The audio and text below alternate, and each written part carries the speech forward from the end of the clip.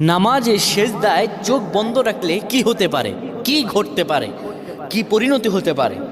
আমরা অনেকেই নামাজের সেজদায় চোখ বন্ধ রাখি। এটি আসলে আমাদের জন্য ভালো না ক্ষতি, এটি আমাদের জানতে হবে। নবী সাল্লাল্লাহু আলাইহি ওয়াসাল্লাম 532 নম্বর হাদিস সহিহ আল বুখারীতে বলেন, শোনো, তোমাদের মধ্যে কেউ যেন সেজদায় তার বাহুদয় যেন কুকুরের মতো না বিছিয়ে দেয়। অর্থাৎ এইভাবে অনেকে আমরা আছি, এইভাবে সেজদা দেই না।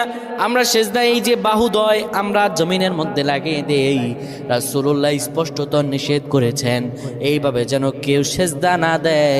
এইভাবে যদি সেজদা দেয় আল্লাহর দরবার তার নামাজ কবুল হবে না। শুধু তাই নয়, রাসূলুল্লাহ সাল্লাল্লাহু আলাইহি সাল্লাম সেজদার মধ্যে গিয়ে চক্ষু বন্ধ করা ঠিক নয়।